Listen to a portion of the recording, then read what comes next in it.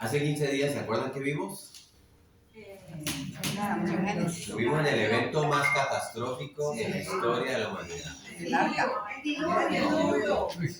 Decíamos que salía de las grietas de la tierra todo el agua, ¿sí? Devastando los continentes, y que también era torrencial el agua que caía del cielo, de esta capa de agua que venía desde la creación durante 1656 años. ¿Cuánto llevamos desde que les conté eso? 15 días. Ajá. Imagínense 15 días en esas, porque fueron 40. O sea, no ha llegado ni a la mitad de ese momento. O sea, en este momento, si hubiera sucedido hace 15 días, estaríamos dele y de. O sea, Cali ya habría desaparecido posiblemente. 15 días en esos torrenciales, más el agua brotando de la tierra, más todas las placas tectónicas moviéndose y el planeta destruyéndose, y apenas van 15 días. Entonces es un punto de reflexión para entender el poder de la decisión de la ira de Dios, ¿sí? Pero hoy vamos a tocar el tema que intercalamos ahí, que es el Sermón del Monte, de modo que yo les pido que abran sus Biblias en el Evangelio de Mateo, en el capítulo 6. Y la última clase no logramos terminar la clase porque hubo mucha participación. Entonces me toca hacer un recorderis sobre esa parte, pero vamos a leer primero Mateo 6, del 7 al 9. ¿Sí? Perdón, no, del 7 al 9 no. Mateo 6, del 5 y 6. ¿Sí? Alguien que nos lea los versículos 5 y 6 de Mateo 6. Cuando ores, no seas como los hipócritas, porque ellos aman el orar en pie en las sinagogas y en las esquinas de las calles para ser vistos de los hombres. De cierto os digo que ya tienen su recompensa. Mas tú, cuando ores, entra en tu aposento y cerrada la puerta, ora a tu Padre que está en el secreto, y tu Padre que ve en lo secreto te recompensará en público. Entonces, voy a tocar unos temas que reflexionamos sobre una pregunta inicial que, por ejemplo, planteó Lady en su momento, que era, bueno, si vamos a estudiar la oración, si la oración es hablar con Dios, ¿por qué vamos a meterla dentro de un esquema? Entonces, precisamente, lo que tratamos de entender era que había que sacarla de los esquemas, pero meterla en la manera como Dios nos pide a nosotros que oremos. Y entonces, todos los puntos que vimos en su momento es que, por ejemplo, esta parte del Sermón del Monte nos revela los terribles efectos del pecado en la vida del hombre. Todos tenemos esa naturaleza pecaminosa que en el momento de la oración hay una lucha permanente del hombre, del cristiano, frente a la oración, porque tenemos ese distractor permanente. Entonces, tocamos el tema de que muchos creyentes o gente que profesa ser creyente, realmente como que no tienen a Dios en todos sus pensamientos, ¿sí? Se olvidan de Dios y por eso muchas veces carecen de fe y entonces no oran, o si no, oran muy poco, porque Dios no está permanentemente en su pensamiento, ¿sí? Entonces necesitamos cambiar eso y convertirnos en santos que oran con frecuencia y de la manera correcta, ¿sí? Si usted busca una definición, usted va a encontrar muchas definiciones, y muy buenas incluso, de qué es la oración. Sí, pero hicimos algunas anotaciones puntuales para no caer en la definición dogmática, pero que son básicas para esa definición sobre la oración. Y lo primero es que la oración es conversar con Dios. ¿Cómo? ¿Se acuerdan? Íntimamente. Íntimamente. Se trata de una conversación íntima con Dios, ¿sí? Es escuchar de parte de Dios y es relacionarme con Dios. ¿Para qué? Hablábamos que muchas personas creen que es traer una lista de pedidos delante de Dios, y realmente la oración a lo que nos debe llevar es para saber entrar en los propósitos de Dios. Sí, eso es lo que decíamos. Entonces, usted puede decir muchas cosas, usted puede conversar con Dios y conversando como con alguien que usted cree que existe, pero si no hay esa intimidad, eso no es oración. Si no hay intimidad, no hay oración. Por lo menos no dentro de lo que bíblicamente nos describe la oración, ¿sí? Porque la única manera como yo puedo oír su voz, para llamarlo así, de esa manera, que no va a ser necesariamente audible, ¿sí? Pero va a guiarme, va a darme corazón, va a formar mi mente, mi pensamiento es en la intimidad con Dios, ¿sí? También hablábamos de que, así como los antiguos creyentes en el antiguo pacto ofrecían sus sacrificios a Dios, de ese modo lo adoraban, trayendo sus ofrendas como olor fragante, ¿sí? Los que tienen sus notas, si me siguen ahí. Entonces nosotros venimos también delante del altar y no venimos con la mano vacía. Nosotros venimos a traer delante de Él en sacrificio los deseos de nuestro corazón, no la lista de pedidos. ¿Sí? ¿Sí? Entréguele sus deseos en sacrificio, que eso es muy distinto a pasarle la lista de necesidades.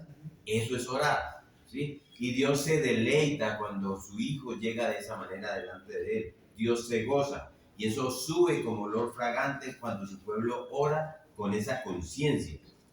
Entonces hacíamos algunas observaciones, los que tienen apuntes les voy a preguntar, ¿sí? Más acerca de la oración. ¿Qué decíamos primero? Que la oración es débil donde la pasión es débil. Fue lo primero que dijimos, ¿sí? O sea, hay muy poca pasión por Dios en el pueblo de Dios, ¿sí? Hay mucha pasión por los ministerios, mucha pasión de pronto por la iglesia, por trabajar, pero hay poca pasión por el Señor de los ministerios, ¿sí? Y eso es un punto que tenemos que tener en cuenta. El segundo punto es que la oración es un modificador de mi carácter, ¿sí? O sea, la oración debe gobernar mi conducta. Eso se nota cuando usted ora con frecuencia, ¿sí? Entonces, a usted, como decíamos, se le sale la chuleta más difícilmente cuando usted está en oración y su carácter está siendo modificado a través de la oración. El tercer punto es que la oración ayuda donde lo demás fracasa, ¿correcto? Muy bien. O sea, primero buscamos todas las soluciones y al último decíamos, no queda más que orar. Cuando deberíamos hacerlo al contrario. Usted ore primero, porque entonces la oración siempre va a ayudar donde los demás fracasan, pero no empecemos por el fracaso, ¿sí? Empecemos por la oración.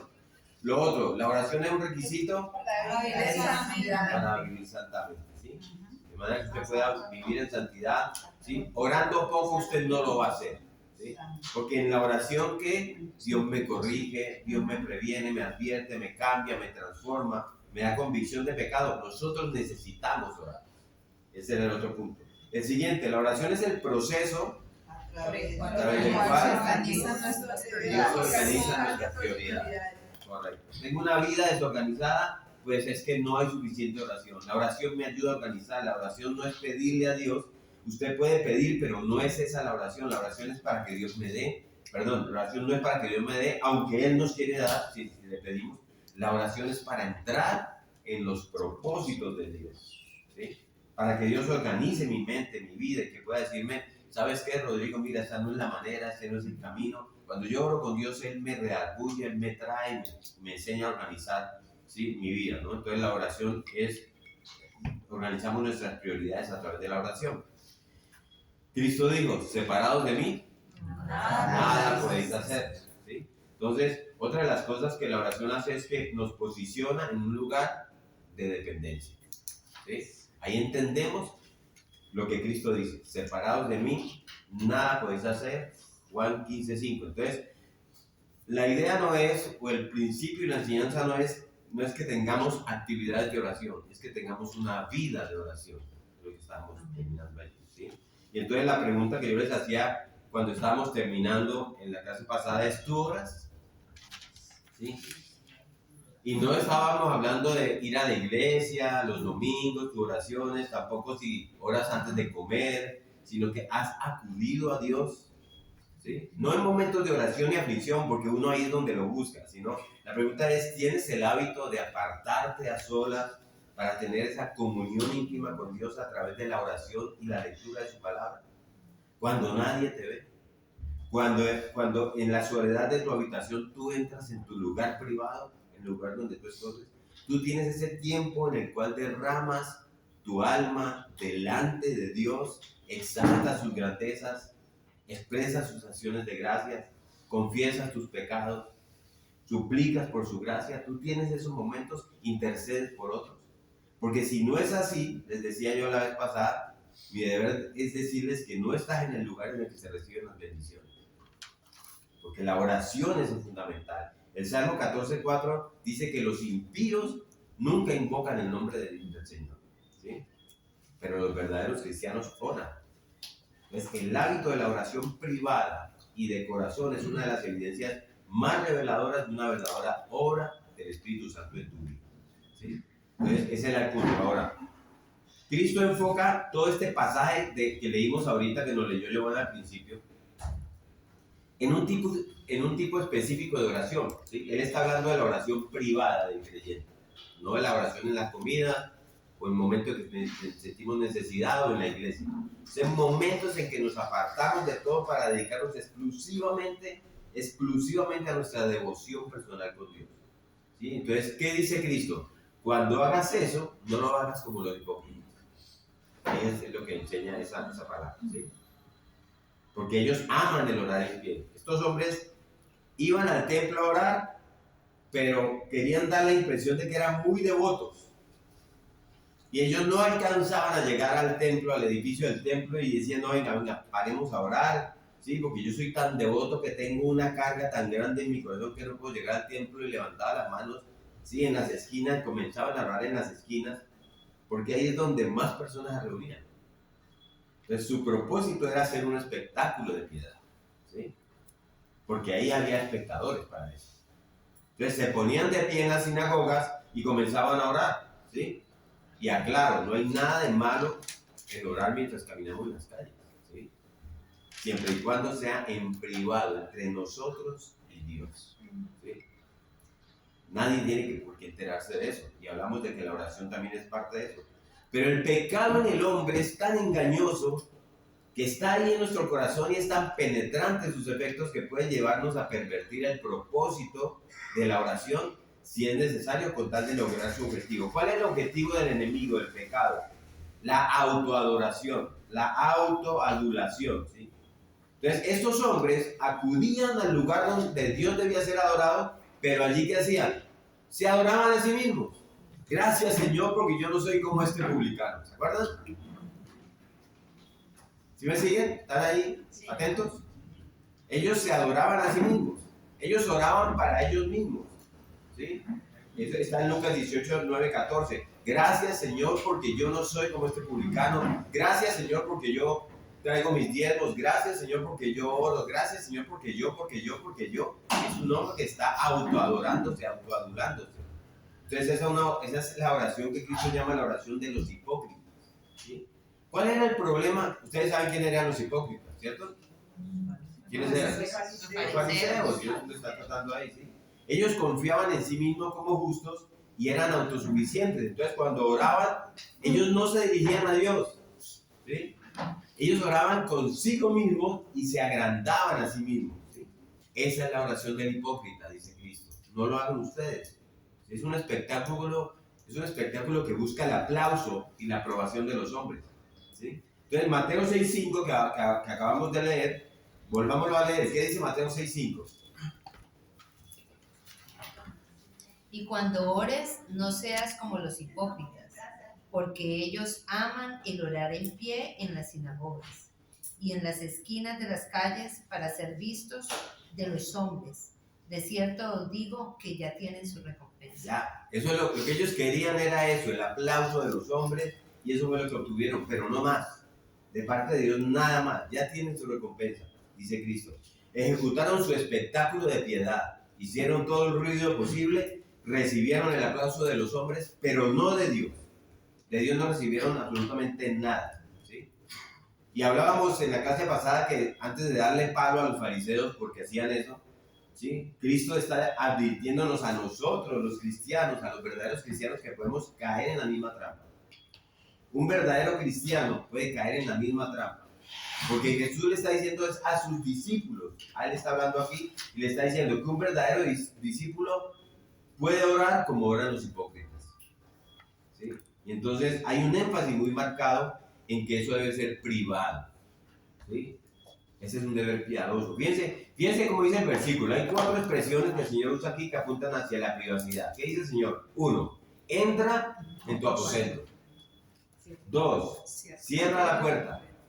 3. Tu Padre que está en secreto. Y 4. Tu Padre que ve en lo secreto te recompensará en público. ¿Sí?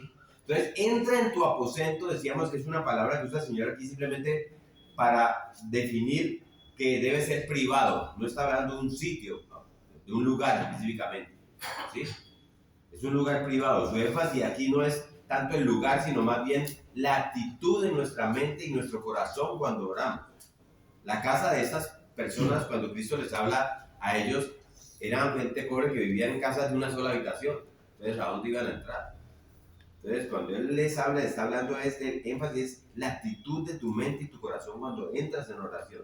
¿Sí? Entonces, el asunto no es buscar una habitación literalmente, ¿sí? Con una puerta. El asunto es mantener la actitud correcta al orar, lo que nos va a llevar a buscar privacidad y no publicidad. ¿Sí? Decíamos que si usted está en su casa y usted se levanta temprano antes de levantar a los niños, su sala es un lugar privado.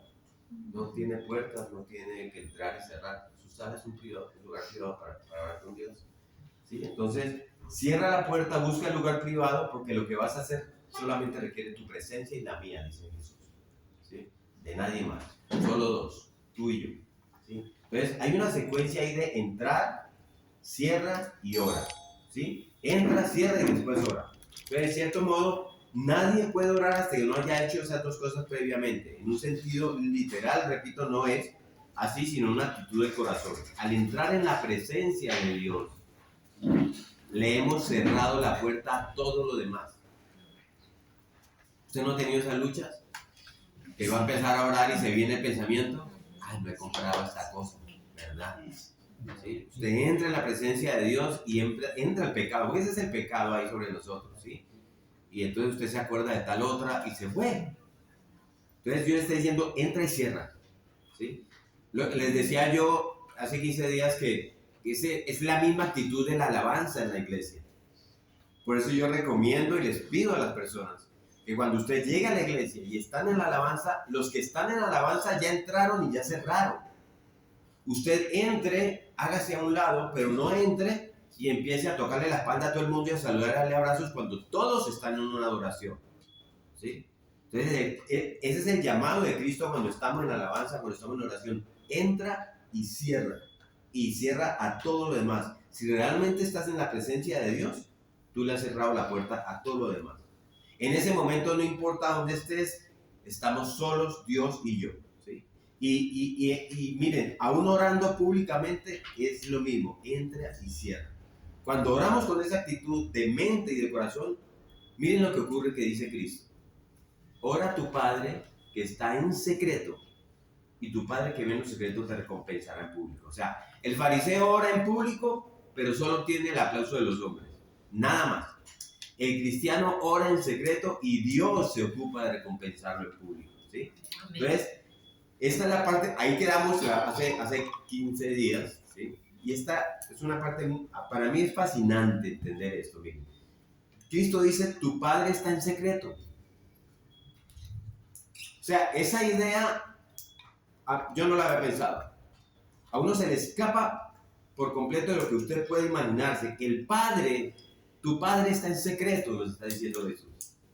Eso es una idea distinta a lo que vimos en el versículo anterior sobre la misericordia, sobre el dar. Porque dice Cristo en el versículo 4, si usted ve Mateo 6:4, dice, para que sea tu limosna en secreto y tu Padre que ve. ¿Sí ven? ¿Me siguen ahí? Tu Padre que ve en lo secreto ahora te está diciendo, en este es tu Padre que habita, ¿sí? Que está en lo secreto. Entonces, ¿qué quiere decir Cristo con esto? Porque la Biblia dice que, en otra parte que ya leímos, que Dios está en todo lugar, ¿sí? Pero la mejor manera de entender esto es, vámonos a Isaías, al capítulo 57 de Isaías, versículo 15.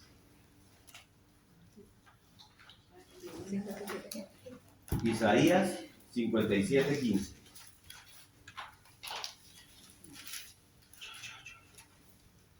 Dice, mire cómo dice. Porque así dijo, están ahí, ¿no? Así dijo el alto y sublime, este es Dios. El que habita en la eternidad, ese es Dios. Y cuyo nombre es el Santo, sigue siendo Dios. Y entonces, ¿qué dice él? Yo habito en la altura y la santidad. ¿Y qué? Y con el quebrantado y humilde de espíritu, para hacer vivir el espíritu de los humildes y para vivificar el corazón de los quebrantados. ¿Sí? O sea, Dios habita en las alturas. Síganme aquí, verán. Él es alto y sublime, pero también habita con los quebrantados y humildes de espíritu. ¿Sí? Entonces, la oración es el lenguaje de una criatura dependiente, ¿sí? Que está como gimiendo como un pecador culpable, y el hombre viene delante de Dios con esa actitud, y ¿saben qué va a pasar? Se va a encontrar con él. Se va a encontrar con él.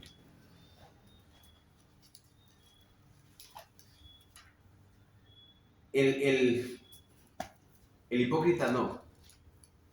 El hipócrita no se va a encontrar con él. Porque el hipócrita quiere usar a Dios como un medio de propaganda para hacer ver a los demás la maravillosa persona que es y lo bien que ora. Y no se va a encontrar con él en ningún lado. ¿Sí? ¿Saben por qué?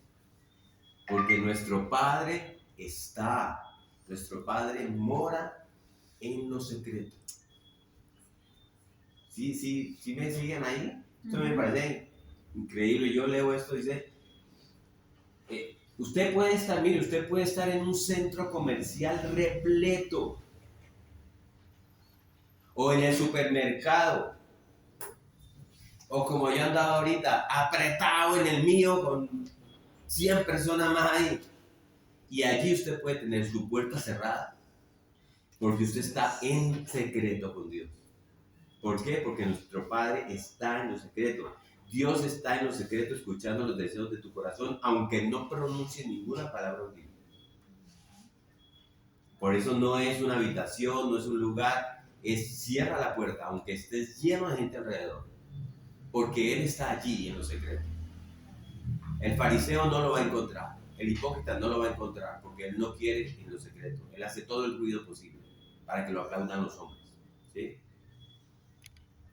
Así también usted puede estar en el lugar más apartado del planeta y usted dice, perdón, yo me voy a orar. ¿Sí? Yo le aseguro que lo único que usted va a lograr, ¿sí?, en ese lugar apartado es tener su orgullo más hinchado, pero no va a tener comunión con Dios porque hace publicidad. El fariseo era así. Yo voy a orar. ¿Sí?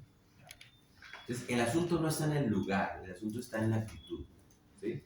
Tú puedes orar en secreto aquí en la autopista suroriental, en medio de todo este tráfico, caminando por la calle. ¿Sí? Como puedes orar en público, ¿sí?, dándote, y para darte la publicidad, mejor dicho, hace todos los ruidos posibles. Están los amigos en la casa, y vas y permiso, y yo me voy a mi casa, voy a orar. ¿Sí? Esa es la oración que dice Jesús. A ver, no me vas a encontrar, porque yo habito en lo secreto. Deja de hacer ruido para que los demás te aplaudan tu vida piadosa. Ese es el sentido que Cristo nos está enseñando ahí. ¿Sí? Entonces, usted puede decir, ya, listo, hice lo que el Señor me dijo, entré en mi aposento, cerré la puerta, sí, lo hiciste todo eso, ¿sí? Pero violaste el principio bíblico. Dios está en secreto. No hay otro lugar en el planeta en el que podamos reunirnos con Él, sino en el secreto. ¿Sí? ¿Y qué pasa con esas personas que se reúnen con Él en lo secreto? Dice que serán recompensados. Tu Padre que ve en lo secreto te recompensará en público. Y ese detalle es bien importante porque la oración no es simplemente un desahogo del alma. Hay personas que piensan que la oración en sí misma tiene como efectos terapéuticos. Ora y verá que usted se va a calmar. ¿Sí? Y hasta en el peor de los casos hasta tiene efectos mágicos y le ponen cosas a la oración. Y escúchenme, esto no me lo vayan a tomar mal porque tiene explicación. Lo cierto es que la oración no tiene ningún poder. ¿Sí? ¿Cómo así? Venga, herejía. La oración no tiene en sí misma ningún poder, ni efectos terapéuticos, ni mágicos, porque el que tiene poder es Dios. ¿sí? Es Dios, ¿sí? Entonces, la oración no es otra cosa que el vehículo a través del cual podemos tener comunión con Él. Eso es todo lo que sirve la oración. Es el vehículo para comunicarnos con Él. Aunque yo les digo ahorita, eso es todo, eso es mucho. Eso es mucho. ¿Qué hace Dios con el quebrantado y humilde espíritu que dijo Isaías? Hace vivir su espíritu. ¿Sí? Él dice, el que hace vivir el espíritu de los humildes y vivifica el corazón de los quebrantados. ¿Sí? Por algo el Señor inicia las bienaventuranzas que ya vimos diciendo, bienaventurados los pobres en espíritu. ¿Sí? ¿Por qué? Porque ellos serán el reino de los cielos. No los pobres económicamente, ¿no? Los pobres en espíritu, los que han llegado a entender su miseria espiritual. ¿Sí? Para esos está reservado no solo el reino, sino todas las bendiciones contenidas en el reino de Dios. Entonces, puede ser que alguna vez tú hayas elevado tu voz al trono de la gracia en medio de una gran aflicción, esperando que Dios intervenga en medio de tu dolor, pero tienes que saber esto. Dios solamente escucha a aquellos que han ido a Él primero clamando perdón por sus pecados. Señor, y vamos a empezar a entender esto ahora. Dios solo escucha las oraciones de aquellos que se han humillado delante de Él en arrepentimiento y fe. Vamos a ver ahora que la oración no es para el incrédulo. No sirve, no funciona. Y es evidente. Es a esos a los que Dios ha prometido escuchar. Dios escucha a eso, a los humildes y quebrantados de corazón. ¿Sí? Entonces, la pregunta es, ¿has ido alguna vez delante de Dios con quebranto en el alma por causa de tu condición pecaminosa? Señor, aquí estoy. ¿Le has suplicado por lo menos que la sangre de Cristo te sane? ¿Tú alguna vez le has suplicado a Dios que perdone tus pecados? No, porque es que ahora yo me estoy portando bien. No. Has ido delante de Dios únicamente confiando en que la redención de Cristo que hizo en el Calvario fue para ti. Porque si no es así, mis amados, tú no has entrado en el reino del que Cristo habla en la bienaventuranza. Y entonces uno no recibe las bendiciones que se ofrecen a él. Esas bendiciones son para los pobres de espíritu, para los que lloran su pobreza espiritual, ¿se acuerdan las bienaventuranzas? Para los que acuden delante de él con súplica, ¿sí? No como quien suplica, no como quien merece, sino como quien suplica. Como el hijo pródigo. Padre, yo he pecado contra el cielo y contra ti, dice ese muchacho, arrepentido. ¿Sí? Ya no soy digno de ser llamado tu hijo, pero por favor hazme al menos un jornalero, uno de tus jornaleros, Señor. ¿Sí? ¿Qué pasa con esos que llegan delante de Dios?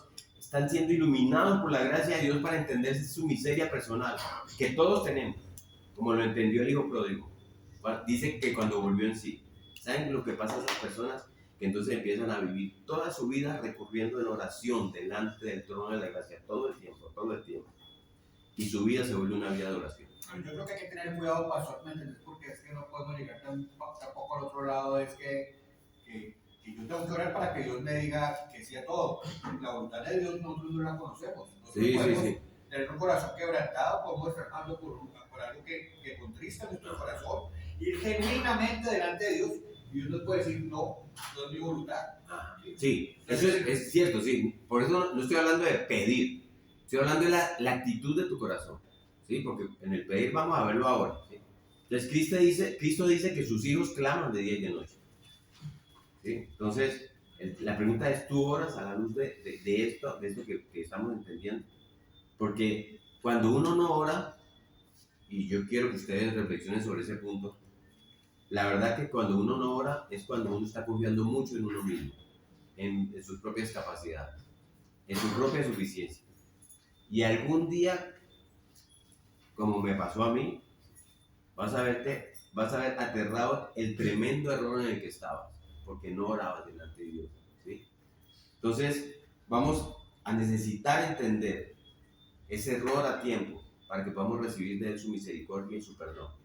Porque Él dice que Él ha prometido que nadie que viene a Él será echado fuera. ¿Sí? Entonces, nuestro Dios es un Dios amplio para perdonar para todos aquellos que vamos a Él pidiendo perdón y misericordia. Y aquí entonces terminamos la clase pasada, ¿sí? Y pasamos al siguiente punto y vamos a arrancar aquí de nuevo el Evangelio de Mateo, capítulo 6, ¿sí? Y vamos a empezar a estudiar a partir del versículo 7, pero vamos a leer desde el 5 otra vez y vamos a llegar hasta el 15.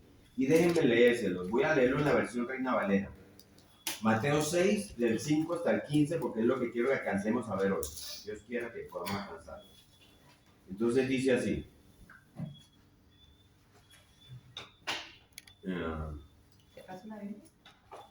Está... Ay, estoy en Isaías. Mira, mira. Está aquí Mateo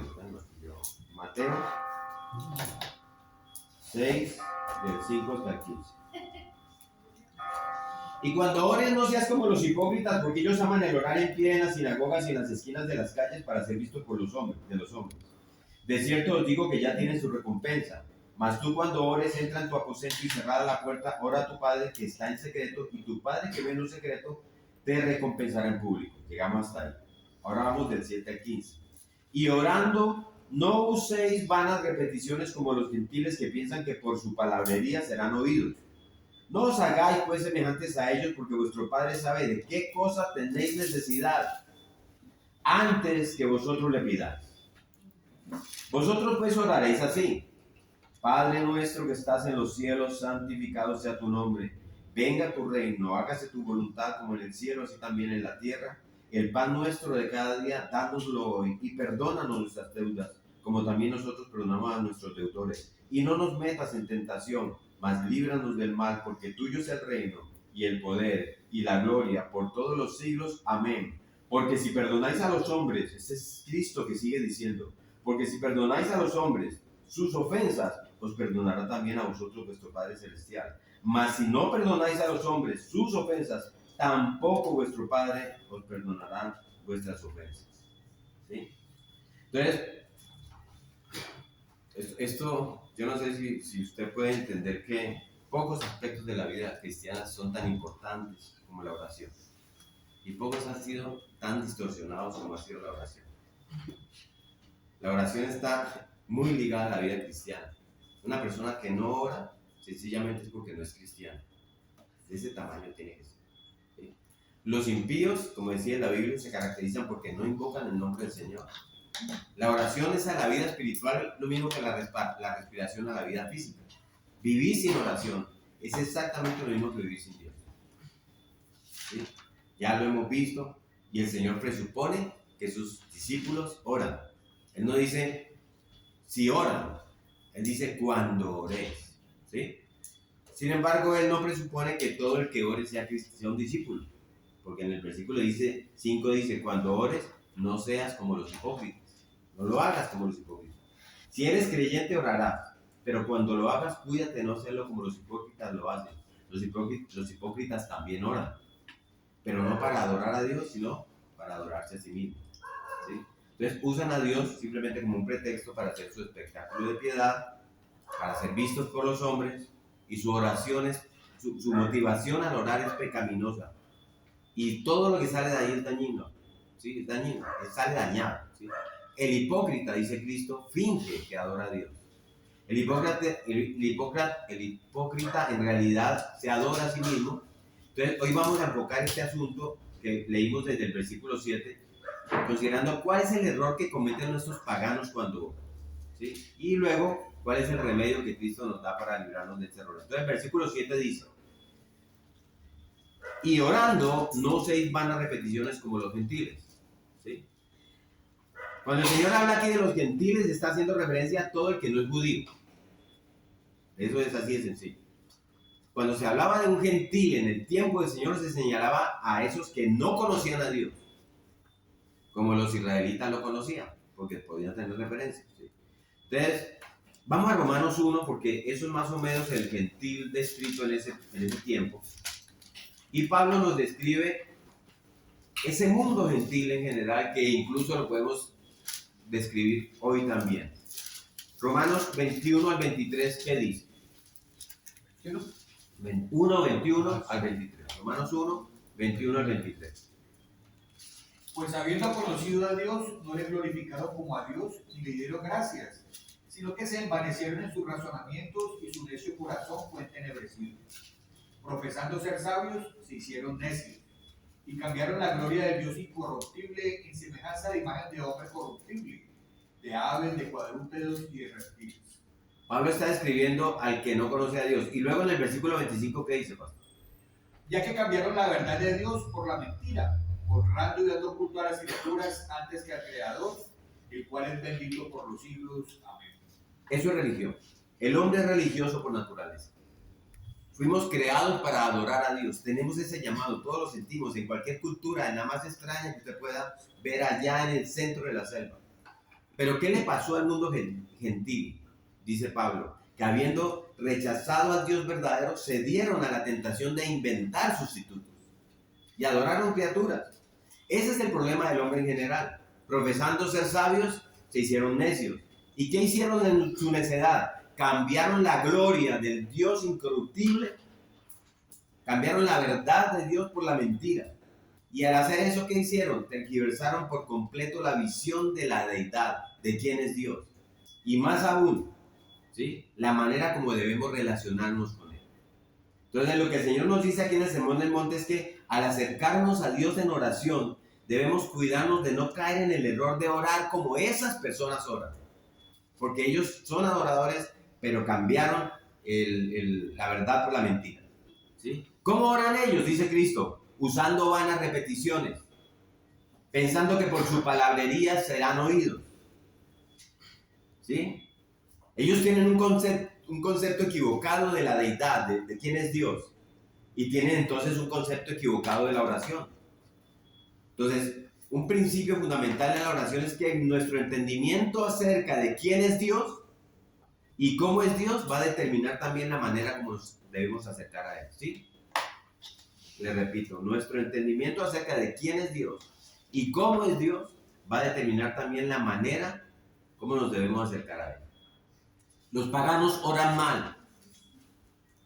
¿Por qué? Porque no conocen al Dios verdadero. No lo conocen. Han tergiversado por completo la naturaleza de Dios y por eso oran como oran. Ahora, este pensamiento surge de dos ideas equivocadas acerca de Dios. Miren esto. La primera idea es que Dios está tan lejos, ¿sí?, tan lejos de sus criaturas, tan lejos de nuestras necesidades, que tenemos que ir a repetirle las oraciones y repetirle peticiones vez tras vez, hasta que lleguen allá al trono de la gracia. Ese es un concepto equivocado de la vida. ¿Sí? El otro error de pensamiento, como oran estos paganos, que mueve a estos paganos a orar con vanas repeticiones, con mucha palabrería, es que piensan que Dios es como esos papás, esos padres que no poseen ni el carácter ni la paciencia necesarios para mantener su palabra. Y entonces, yo sé que en algún momento Dios va a ceder. Dele hasta que Dios ceda. Como hacemos nosotros con nuestros papás, o lo hacen los niños con los papás. ¿Sí? Y hay muchas personas que parecen pensar que Dios es así. ¿Sí? Si yo sigo insistiendo en oración, tal vez logre que Dios cambie de parecer. ¿Sí? Y hermanos, la palabra nos dice por todos lados que Dios es inmutable. ¿Qué significa que Dios es inmutable? Él no cambia. Y por lo tanto nuestras oraciones no harán que Él cambie lo que Él ha decretado. No, nunca, una y mil veces. Dios es inmutable. Si Dios llegara a cambiar sus planes, que son los planes de Dios, eso sería una tragedia para nosotros. Porque lo que Él ha determinado para cada uno de sus hijos, aquí hay hijos de Dios, Amén. Amén. lo que Él ha determinado para cada uno de sus hijos es lo mejor que Él puede haber determinado. ¿Sí? Si cambia va a ser para peor. ¿Acaso no dice la Biblia que todas las cosas obran para bien para aquellos que aman al Señor? ¿Sí? ¿Saben por qué obran para bien? No es porque hay casualidad ahí, es porque Dios así lo ha determinado desde el principio de los tiempos y así lo ha planificado desde la fundación del mundo. ¿Sí? Entonces, el pensar que nosotros podemos cambiar los planes de Dios con nuestras oraciones no solo es una descalificación de la inmutabilidad de Dios, sino es una descalificación de su sabiduría, porque Él es el que sabe. Es como de ir a darle consejos a Dios. La palabra dice, ¿quién te da consejo a ti? ¿Sí? Ahora es importante hacer una aclaración aquí, ¿no? para no malinterpretar esta advertencia que nos da Cristo. En primer lugar, el Señor aquí no está prohibiendo las oraciones largas, ¿sí? Y por otro lado, tampoco está prohibiendo que repitamos ciertas peticiones en nuestras oraciones, ¿sí? La Biblia dice que Cristo pasó noches enteras en oración, ¿sí? Y lo mismo vemos con otros santos en toda la historia bíblica y en la historia extrabíblica de la iglesia, de los santos de Dios, ¿sí? La Biblia no condena las oraciones largas en sí mismas. Lo que el Señor condena en el Sermón del Monte es la repetición sin sentido, ¿sí? El repetir innecesariamente la misma cosa, ya sea por descuido, ya sea por ostentación, ya sea por un concepto equivocado de quién es Dios o un concepto equivocado de la oración que me lleve a creer que el simple hecho de repetir y repetir y repetir ciertas palabras va a producir algún efecto. Eso es lo que el Señor está prohibiendo, ¿sí? Y ese error es muy común en la mayoría de las religiones orientales. Allá piensan que la repetición de ciertas frases, incluso de sonidos, puede inclinar el corazón de Dios a su favor, ¿sí? Y esa práctica de que yo debo orar largo por largo tiempo es como una condición formal, ¿no? Es decir, es que tiene que ser así. Y eso va a conducir naturalmente a una repetición ociosa, sin sentido, ¿sí? Llega un momento en que comienzan a repetir las cosas con tal de cubrir el tiempo de oración. Amigo, vamos a orar, entonces vamos a orar 2 horas, pues vamos a ocupar las 2 horas repitiendo y repitiendo y repitiendo, ¿sí? En la actualidad,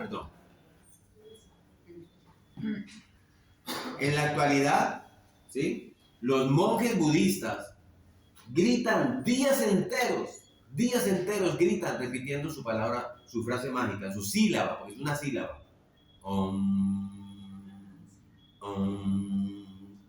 Todos los días enteros allí. Ellos hacen eso. Hay musulmanes que se ponen a girar en círculo pronunciando el nombre de Dios. Alá, alá, alá, alá, alá, alá, hasta que se cae. ¿Sí?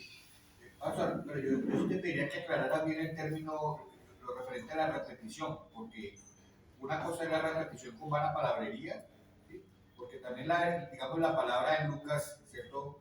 Nos habla, cuando habla del vecino que llega a medianoche, de tanto inoportunar es que te va a responder. Entonces también tener la claridad de que no quiere decir de que usted no puede ir todos los días, Señor, si es tu voluntad, sáname, Señor, si es tu voluntad, sáname. ¿Me entiendes? Porque Dios va a responder esa oración, ya sea para decirte, digo, no te vas a sanar y tenga paz, ¿cierto? O sí, te responde así. Pero estamos hablando de vanas repeticiones, que cuando hablamos de vanas sin sentido, la repetición sin sentido, ¿sí?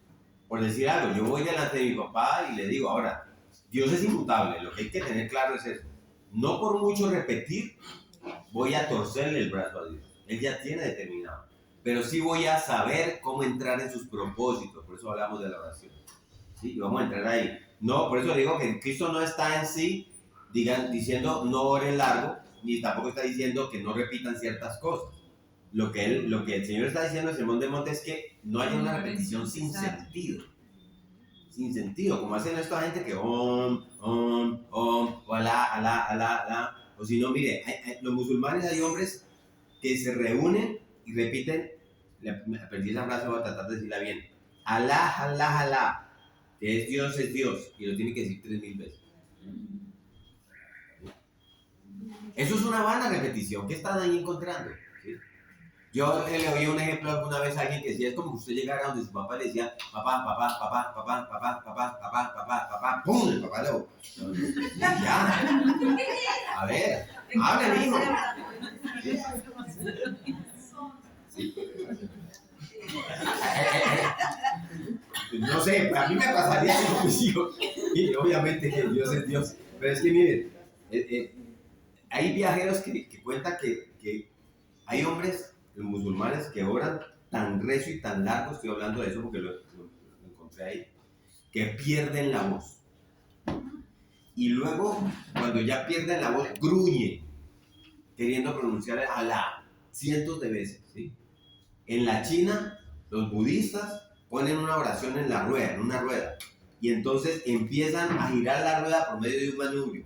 Y para ellos, cada vez que da una vuelta, la oración debe ir subiendo en volumen. Al último están gritando y gritando la oración, gritando y gritando, creyendo que hay mucho mérito, porque la oración cada vez se está convirtiendo en algo más real. Eso es vano, eso es sin sentido. Y eso es engañoso, ¿sí? Los católicos romanos piensan que es una prueba de mucha devoción repetir muchas veces el Ave María y el Padre Nuestro. Eso es un error también. Contando con las cuencas del rosario, ¿sí? La misma oración del Padre Nuestro, sí, que ahorita vamos a ver, el mismo Cristo está diciendo no lo hagan con el Padre Nuestro, y lo hacen con el Padre Nuestro, ¿sí? Entonces el Señor está contrastando esta práctica aquí y lo hace, porque el rosario es una violación a lo que el Señor está mandando aquí en el Sermón del Monte. Si usted tiene amigos católicos, no lo vaya a atacar por allá, no le va a saber recibir bien eso. Pero nosotros tenemos que entenderlo. El rosario es un instrumento, mira, el rosario lo usaban los budistas, luego lo pasaron a los maometanos y luego terminó en la Edad Media, cuando la Iglesia Católica llegó a sus misiones a tomar esas costumbres y las metió entre las costumbres católicas. Entonces, los budistas, los maometanos tienen también sus cuencas y sus cosas para orar así, porque el principio que los mueve a usarlo es el mismo, un concepto pagano y distorsionado de quién es Dios, y por lo tanto tienen un concepto pagano y distorsionado de cómo se debe orar, ¿sí? Cristo nos va a llevar a ese punto, ¿sí? Si solo deben orar a Dios y adorar a Dios, hagámoslo de manera correcta, ¿sí? Cristo dice, cuidado, no oren como oran los hipócritas, y tampoco oren como oran los paganos. Los hipócritas es como haciendo ruido, ¿sí? Buscando el aplauso de los hombres. ¿Y los paganos cómo? Con vanas repeticiones sin sentido, ¿sí? Entonces, ¿qué es lo que Cristo nos dice? Entonces, vengan, yo les voy a decir cómo deben ser ustedes. Y entonces vamos al versículo 8, que ya leímos. Y el versículo 8 nos dice, no os hagáis pues semejantes a ellos. ¿Por qué?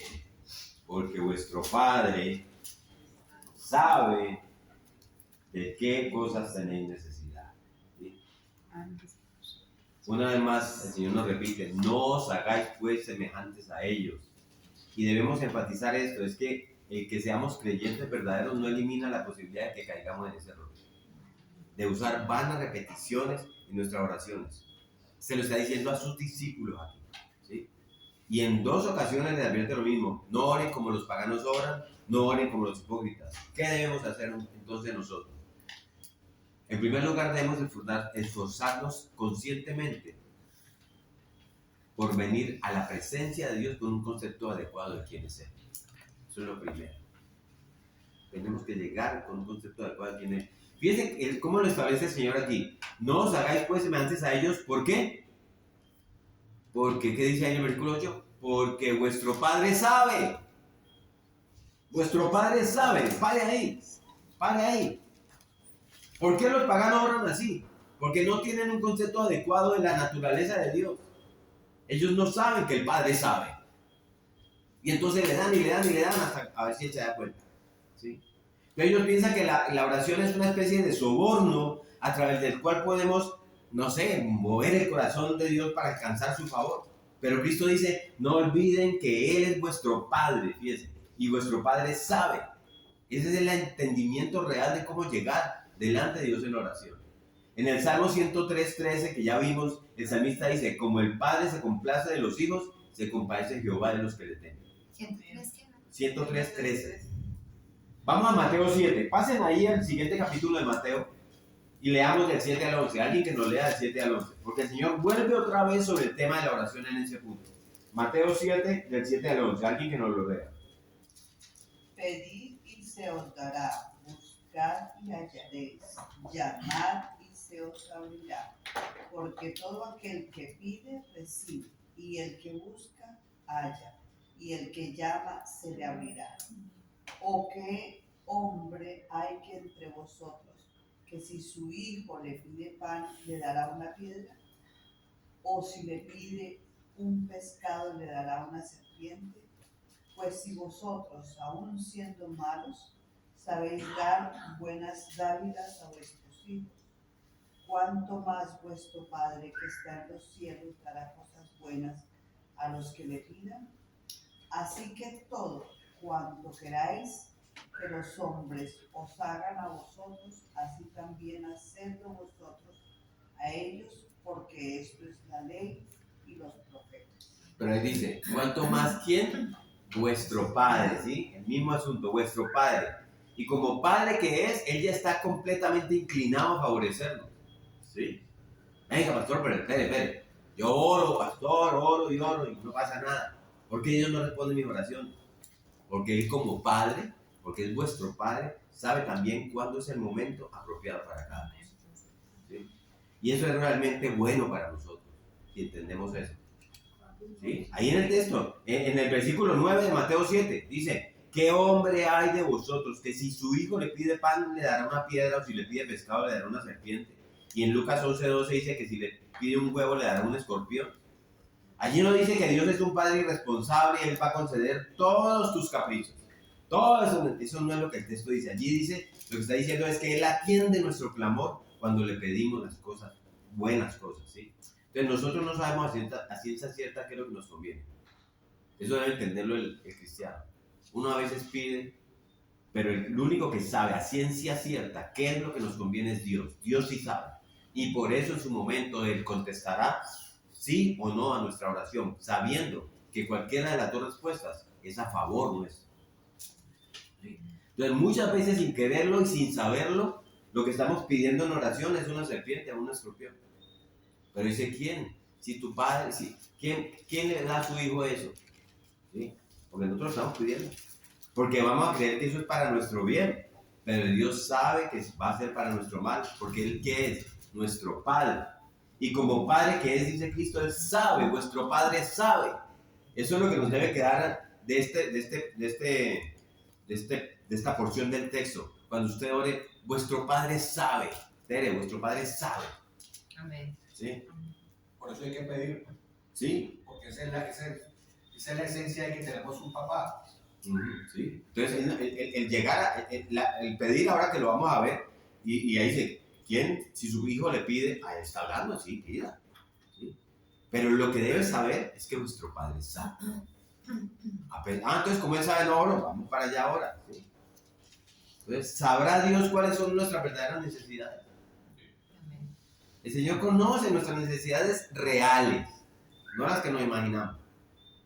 ¿Saben por qué? Porque Él es sabio, porque Él te hizo, porque Él conoce todas las cosas antes de que ocurran. ¿Qué dice el salmista en el 103? Vengan ese salmo porque ahora ya no el 13 sino el 14. Dice, Él conoce nuestra condición, dice el Salmo 103:14. Él conoce nuestra condición. Pero no solamente debemos orar con un concepto adecuado de quién es Dios. Si queremos librarnos de caer en el error de cómo oran los paganos, debemos también tener un concepto adecuado de la oración misma. Acuérdense, un concepto distorsionado de Dios va a generar un concepto distorsionado de la oración. ¿Sí? Un concepto adecuado de Dios va a generar un concepto adecuado de la oración. Cuando nos acercamos a Dios en oración, no lo hacemos para informarle nada, ni mucho menos para aconsejarle nada a Dios. Dios no necesita nuestra información, ¿sabían ustedes eso? Tampoco necesita nuestros consejos. Cristo dice que Él conoce nuestra necesidad antes de que nosotros la pidamos. Y más aún, Él conoce cuál es la verdadera manera de suplir esa necesidad, la mejor. ¿Y cuál es el momento apropiado para hacerlo? Y por si todo eso fuera poco, Él ya está inclinado completamente para hacerlo a nuestro favor. Así sea un sí o un no. Si Dios no me respondió esta oración y eso no se cumplió como yo quería, no es que Dios dice, eso no, hijo, no, es porque Él sabe que ese no está a tu favor. Es para ti, porque Él ya lo hace a su favor. Entonces, ¿para qué orar? ¿Sí? Porque Dios desea, anhela y se goza en que sus hijos acudan a Él en dependencia y tengan comunión con Él. Esa es la oración. Dios anhela, desea, se goza en que sus hijos acudan a Él en dependencia y tengan comunión con Él. Es por eso que nosotros debemos orar, porque nuestro Dios así lo desea y porque nosotros lo necesitamos. ¿Sí? Escuchen esto porque es bien importante. Y esto nos enseña mucho sobre la oración. No es Dios quien necesita ser informado, somos nosotros. ¿Cómo así? ¿Sí? Ya hemos visto que nuestro Padre sabe de qué cosa tenemos necesidad, ¿cierto? Antes de que se lo pidamos. Por lo tanto, Él no necesita información. Nosotros somos los que necesitamos información de parte de Él. ¿Sí se entiende? Sí, amén. Entonces, continuamente nosotros tenemos que recordar que no somos autosuficientes. Continuamente tenemos que recordar que dependemos de Él. ¿Qué dijimos que era el pecado? La autoadoración, la autoadulación. El creernos que somos pequeños dioses que podemos manejar nuestras vidas como mejor nos parezca. Pero lo cierto es que nosotros somos no somos pequeños dioses, sino simplemente débiles criaturas que no podemos gobernarnos a nosotros mismos y que dependemos completamente de Dios. Aún el pagano que no se dé cuenta. ¿Sí? El pagano, aunque no crea en Dios, ahí está Dios. Y depende de Dios. Pedirle a Dios una manifestación de fe. Exacto, así es, pastor. Cuando pedimos a Dios y pedimos que se haga su voluntad, estamos reconociendo que sus planes son mejores que los nuestros, ¿sí o no? Haz tu voluntad, Señor. Ahí está reconociendo que sus planes son mejores. No mi voluntad, sino la tuya, Señor. Cuando pedimos por el pan de cada día, es porque sabemos que no podríamos alimentarnos. Nosotros ya entendemos eso, mi esposa y yo lo tenemos claro. Nos costó batacazos entenderlo. Nos costó pruebas entenderlo. Porque es Dios el que nos da la capacidad para poder buscar nuestro sostén, no somos nosotros. Por eso nosotros pedimos, danos, Señor, el pan de cada día. ¿Y qué pasa con los ateos? Bueno, te digo, el ateo, aunque no sea, bueno, empezando porque no es su padre. No es su padre. O sea, ahí está bien lejos. Ese hombre está perdido. Y hay que pensar en esa alma, un alma perdida. Porque él no es su padre. Usted tiene solamente dos paternidades en este mundo. ¿Usted es hijo de Dios o es hijo de Dios? Así lo dice Cristo. Entonces, el ateo no es hijo de Dios y ahorita lo vamos a ver, qué pasa con usted. Allá atrás levantaron una mano. Sí, pastor. Ahí cuando dice que estábamos leyendo, danos el pan de cada día, ahí se refiere al pan, literalmente al pan, o se refiere El alimento. a la comida en general. Pero están los dos. El pan espiritual y el pan físico. Y eso lo vamos a ver cuando entremos a estudiar el Padre Nuestro. ¿Sí? Entonces, esa es la visión cristiana de la oración. ¿Sí? Eso es orar desde el punto de vista de que nos está enseñando nuestro Señor Jesucristo. Ahora, piense que en toda esta porción del Sermón del Monte, no sé si ustedes se han dado cuenta cómo se resalta la paternidad de Dios. ¿Sí? Vuestro Padre. Es vuestro Padre, es vuestro Padre. Ora a tu Padre que está en lo secreto. Tu Padre te recompensará. Vuestro Padre sabe de qué cosas tenéis necesidad. Pero ¿en qué sentido Cristo está usando aquí la palabra Padre para referirse a nuestra relación con Dios? Por un lado, la Biblia enseña que todos los hombres somos criaturas de Dios. Y aquí viene tu respuesta, Pedro. Estaba pensando que lo que decía ahorita, que finalmente nosotros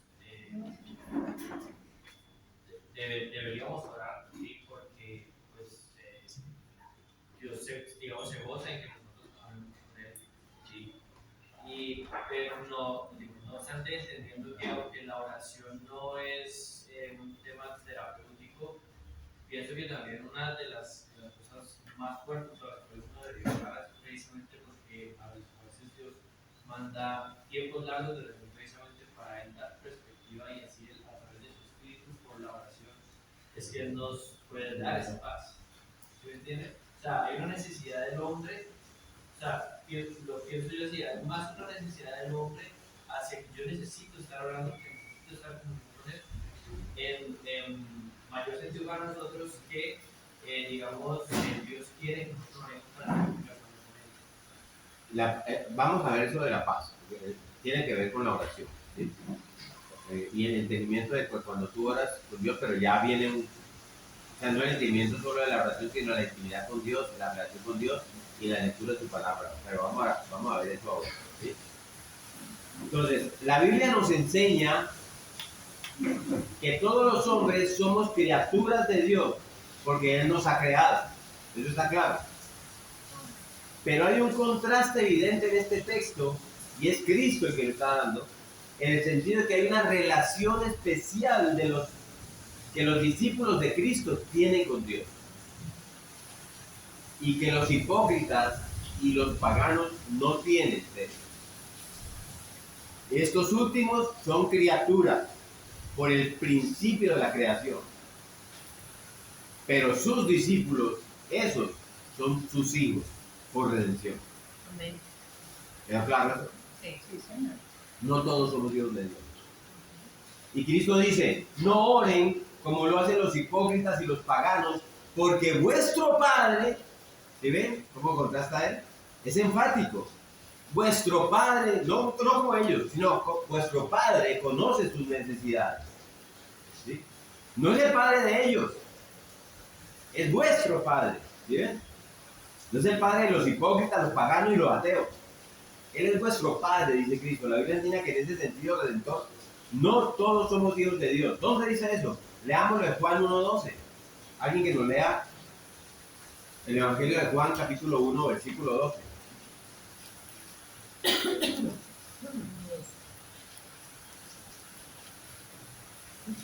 Mas a todos los que recibieron, Duro. mas a todos los que lo recibieron, a los que creen en su nombre, les dio potestad de ser hechos hijos de Dios. ¿Sí? A ellos, a los que le recibieron, a los que creyeron en él, a ellos les dio potestad. Él es muy enfático. ¿Sí? ¿Quiénes recibieron el derecho y la potestad de ser llamados hijos de Dios? Los que creen en su nombre. ¿Sí? De modo que no todos los hombres son hijos de Dios. A esa relación solamente pertenecen aquellos que han nacido de nuevo por el poder regenerador del Espíritu Santo. Aquellos que han sido adoptados por Dios por medio de la fe. Como dice el pastor. Antes de tener el derecho, miren esto, de invocar a Dios por Padre, ¿sí? Debemos ir a Cristo del arrepentimiento y fe con una plena comprensión de quiénes somos nosotros realmente, de nuestra realidad espiritual, que no es buena, y de nuestra necesidad de perdón. Entonces, y solo entonces, vamos a poder exclamar, Padre nuestro que estás en el cielo. Es la única manera que usted puede hacer esa exclamación. Y así es como llegamos a esta porción conocida como el Padre nuestro. Y se conoce como la oración del Señor, que debería ser más como la oración de los discípulos del Señor. ¿Sí? ¿Sí? Que tal vez es la oración más citada de todo el sermón, y me atrevo a decir que es las palabras más citadas de toda la Escritura. Y de nuevo, para muchas personas, el Padre Nuestro o la oración del Señor es como una llave maestra que abre las puertas de los cielos. Recete el Padre Nuestro. ¿Sí? Basta con que usted recite esa oración palabra por palabra y cosas extraordinarias van a comenzar a ocurrir. ¿No han oído ustedes? Pero ya lo hemos visto y Cristo lo aclara. Este concepto de oración está condenado por el mismo Cristo en este mismo pasaje. Y el Señor advierte previamente a sus discípulos, cuídense de orar así. Cuídense de incurrir en ese error, que es propio del paganismo y propio de la ignorancia. Y al acercarnos ahora al estudio del Padre Nuestro, vamos a acercarnos con todo esto que estamos viendo hoy, que vimos la vez pasada, en la mente. Si no tenemos una comprensión adecuada de la naturaleza de la oración, vamos a perder por completo el sentido de estas palabras que vamos a empezar a estudiar desde hoy, que Cristo quiere que aprendamos. ¿Sí? Y antes de considerar el contenido de esta oración, por todos los malos entendidos que han surgido por el estudio de la misma, vamos a establecer 3 presuposiciones básicas para tener en cuenta al estudiar esta parte del Sermón del Monte. 3 presuposiciones fundamentales. La primera, y anote porque esta va en el quiz. Esta oración es un bosquejo, es un patrón, es un modelo, es un esqueleto que Cristo ha dado al creyente como guía para su vida de oración. ¿Sí? Ya sabemos, por el contexto de lo que acabamos de leer y estudiar, que el Señor no pretende que estas palabras sean repetidas una y otra vez, como parte de un ejercicio religioso. No fue para eso que Cristo nos dio el Padre Nuestro, para que lo repitamos. ¿Sí? El versículo 9 comienza simplemente ¿cómo?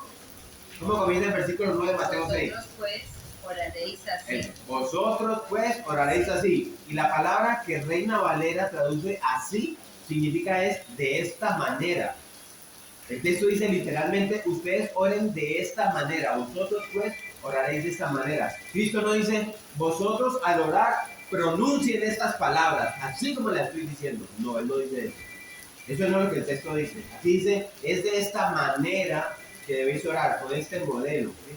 Si usted estudia las oraciones del Señor o las de los mismos apóstoles, ellos en ninguna parte se pusieron a repetir estas palabras.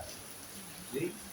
Ellos oraron bajo ese modelo de palabras, pero no lo hicieron con las mismas palabras.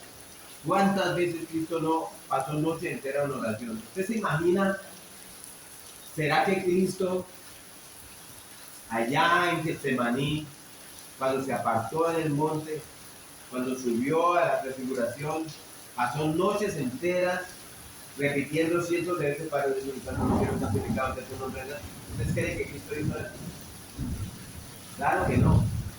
Y lo mismo podemos decir de los apóstoles, ninguno hacía eso.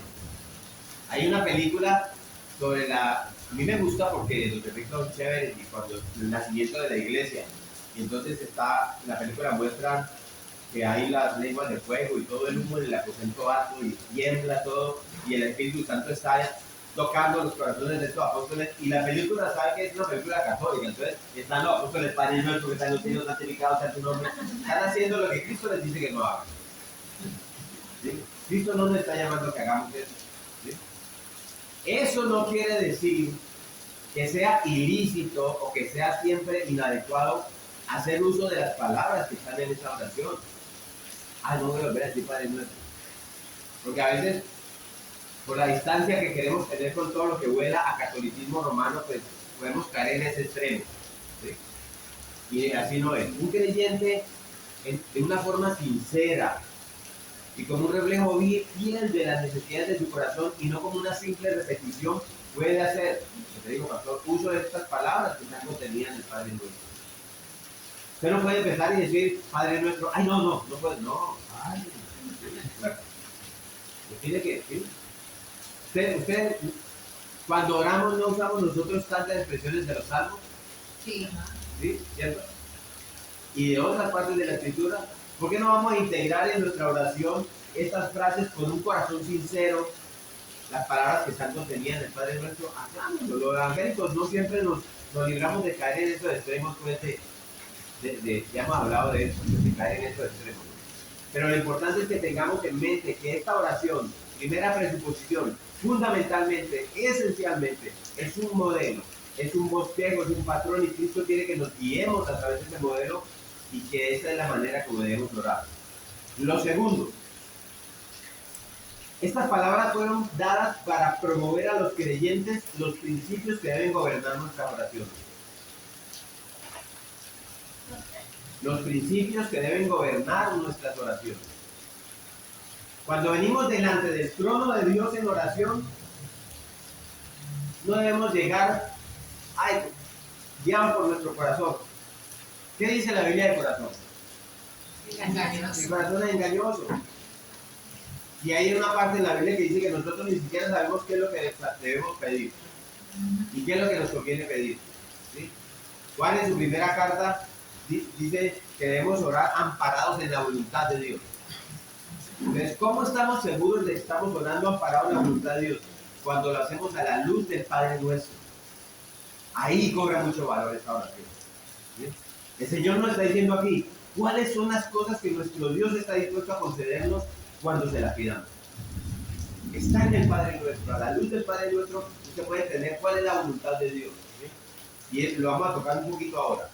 ¿Sí? Y en tercer lugar, la tercera presuposición es que esta oración es exclusiva para los verdaderos hijos de Dios. Solo los hijos de Dios tienen derecho a pronunciar estas palabras. Suena como radical, ¿no? Pero mire, yo le pongo un ejemplo de aquí. Viene.